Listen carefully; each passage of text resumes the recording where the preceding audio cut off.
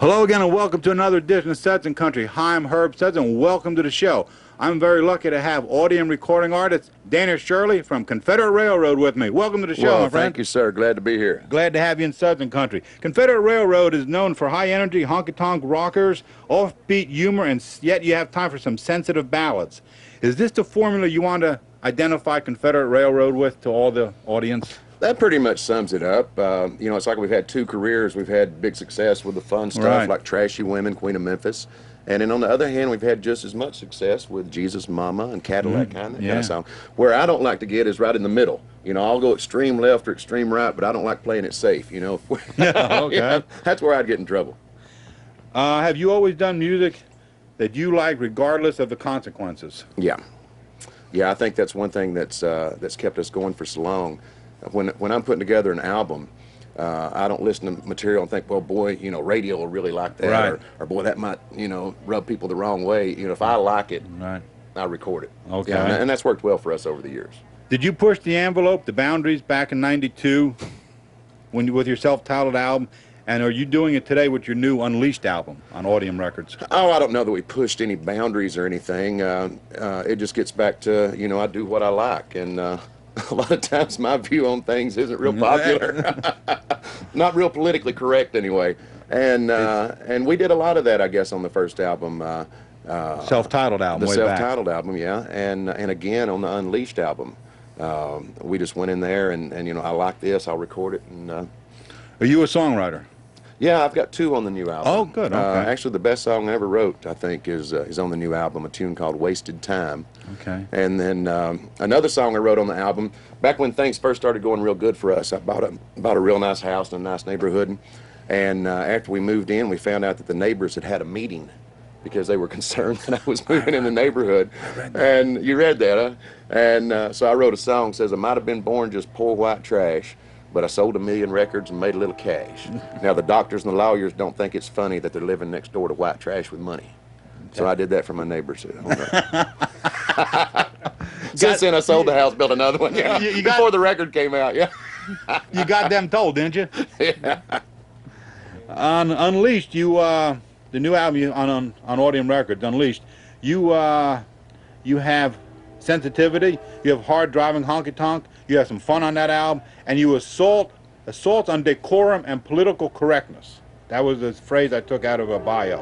What's assault on decorum and Beats political me. correctness? I don't even know what the word means. Well, I wish I can. I don't even know it. That's why I'm asking you. I figured you wrote it. I assume what they're talking about, there's a song on the new album. You know, like we said, I'm very anti-political correctness. I hate being somebody telling me what I can and can't think. You know, when I was being raised, I was told, be your own person, you know, go your own way, and it doesn't matter what the rest of the world thinks, you stand for what you believe in. And now with political correctness, to me, that's just somebody telling me that everything the values I was raised with is wrong. I have to think like everybody else. So we decided on this new album, a friend of ours, Dennis Lindy, a great songwriter there in Nashville, his last big hit was Goodbye Earl. Oh, You yeah. know, so he's pretty irreverent anyway. Yeah, not too far back. And he wrote a song for us called The R Word. You know, so we figure if we've got to be politically correct toward everybody else, they should be politically correct toward us rednecks. And they Okay. shouldn't use the R word when they talk about our neck. So- Okay, that's what the R word means. The R word. There you go. I didn't know. I saw that on the song title. George Jones and David Allan Coe appear in this album. Yes, they do. You know, when I got ready to do the album with Audium, they said, just go do the album you want to do. Said, we're not going to tell you what you can do, what you can't do, just do your album. And David Allen and I worked together for years. I was the David Allan Coe band for several years up until we got our record deal. And David and I were down in Daytona last year for Bike Week and got to talking about doing a song together. And we came up with one called Still One Outlaw Left. And we recorded that and had so much fun, I thought, well, you know, I want to do something else. Absolutely. And I got to thinking, who else would I like to sing with? And I didn't want it to be a commercial venture in that, you know, well, you know, this guy's real hot right now, so we'll use him. And I just got to thinking about some of my best friends in the music business, and George and I have been friends for 15 years. Right. And I was a little nervous to ask him, because that is George He's Jones, a legend. He's a legend. And we called, and he said, I'd love to, and Isn't he that came nice? over, and we sang a song together. He said he could relate to this real well. Says, I treat my body like, she treats her body like a temple, and I treat mine like a honky-tonk. With the George. How about in the old days, you had Charlie Daniels and Steve Earle on? Yeah, worked with... we went back years ago and cut an old song that Steve had done, Getting Tough, Good Old Boy. And Steve came in, played guitar, and sang backup on it, and Charlie came over and played fiddle. Okay. So Yeah, that was you a lot got of the fun. best fiddler there. Yeah, he's a good one, isn't he? He's the best. How about if we pick a video and throw it in now? Let everybody see what you Sure. pick a video off that list, whatever one you My want. favorite video we ever did had to be Daddy Never Was the Cadillac Kind. Okay. And the reason I made the lead character a coal miner is my grandfather was a coal miner, and we filmed this around the mines where he worked. And a lot of the extras in the video are friends of his that he used to work in the mine with. And my grandfather's the one that got me into music, so it's kind of a tribute to him. Your roots are deep in Southern rock. Is this the direction of the music that you always wanted to go into? No, I've always considered myself a country act. You know, back in the 70s when I was in high school and I was in the heyday of Southern rock, so I was a big fan of people like Skinner, Marshall Tucker, without a doubt. Charlie Daniels. So was I. And I guess some of that kind of ran over into my music, but from day one when I started playing music in clubs now, which has been over 25 years ago now, I considered myself pretty much straight ahead country, you know. Is Southern rock hot today? You know, there's no saying Southern rock didn't die, they just quit making it. Okay. I mean, we could walk on this stage tonight, and, you know, we were part of the Skinner Friends album a few years ago, the Skinner Tribute album, and we can go up there and do our cut of Simple Man that appeared on the album, and people just go, wow. Oh, yeah. They still love Southern rock and roll, and it's such a shame that they don't make it anymore.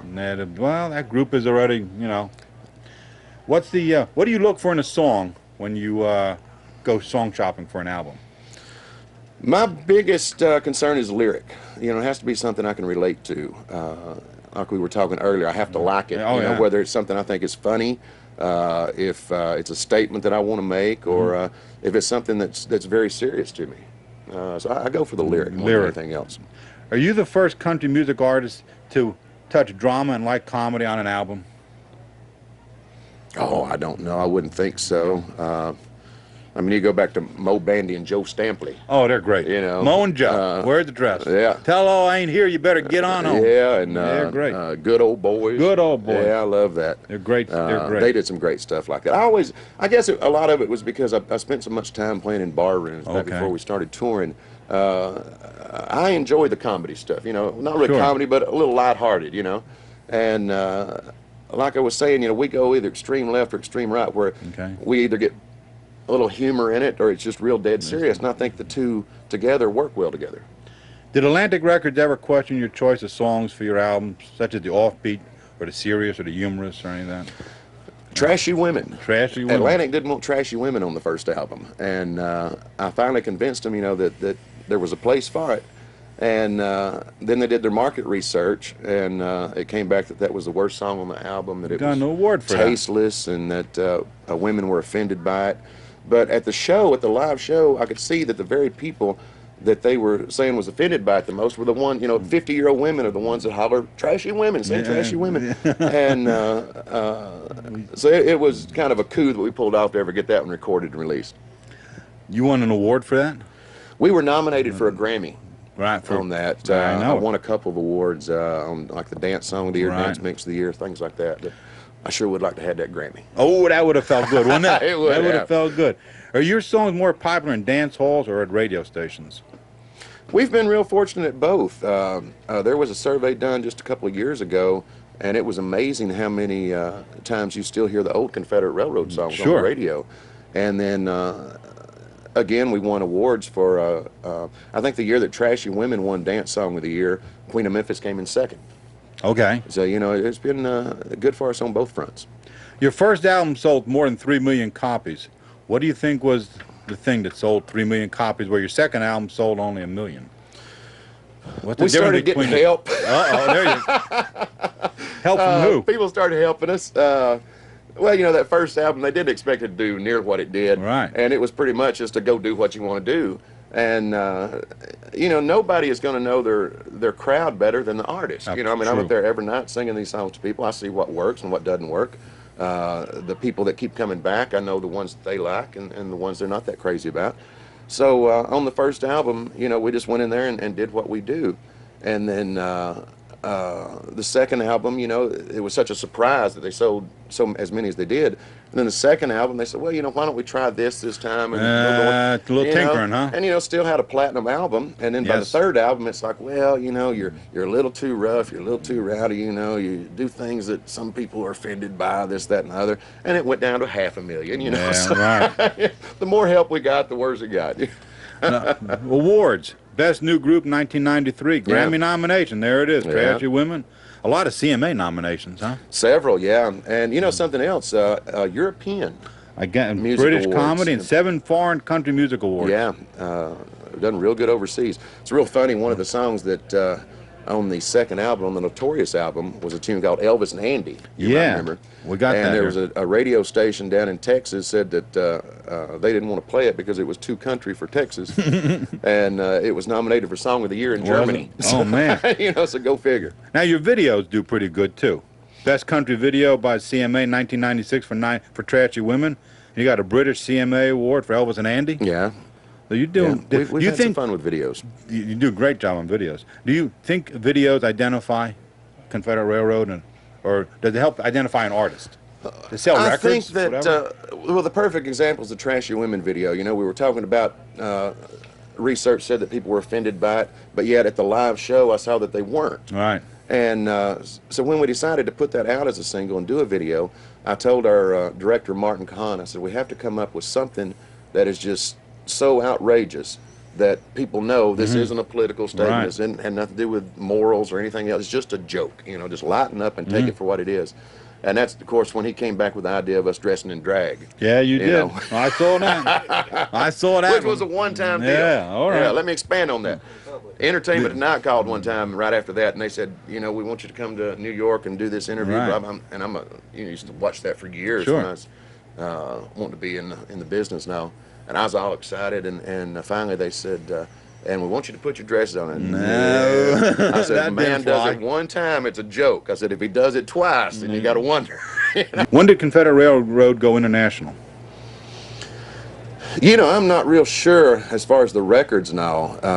The first album did pretty well over there, so I guess from day one. Now, I had traveled in Europe before, back when we were the David Allen Coe band, because David's real big over there. And so it was a lot of fun when we got to go back on our own. And then I guess in '96, we were the first, no, it would have been '98. We were the first country music act to ever tour Brazil. Okay. And that went real good. How about Mel Gibson and Ladies Love Outlaws on the Maverick soundtrack? Well, that's why we were so popular in Brazil. Okay. You know, he's such a big star down there. And, you know, that song never was released in the United States to radio. I don't remember that. And, but it was a big hit down in Brazil. So that's what they knew us for down there. How about book publishing? Somebody wants to. Yeah, they're. I finally agreed to let somebody write a book about us. You know, they'd been talking to me about it for years, and I wasn't real crazy about the idea. But I finally let a girl in Ohio, Angie McIsaac, is writing the biography right now. Should be out this fall. All right. Well, I'll tell you what. What do you do? What do you have advice for some people that are want to start out singing? What's your advice? If I could go back and redo anything in my career, I think I would have spent more time writing. Okay. I think that's probably the best way to break into the business if you want to be an artist is to write. Right. Because there's a million great singers in Nashville, and everybody's looking for that great song. Great song. Yeah. You're right there. You're right. What's the most embarrassing moment you ever had on stage? Just the one that catches you the quickest. Nothing comes to mind. No. Okay. You know, What's the most unusual thing you ever autographed? we can't talk about that. Okay. Danny, thank you very much, My sir, pleasure. for being in Thank you. Southern Country. Confederate Railroad coming at you right now.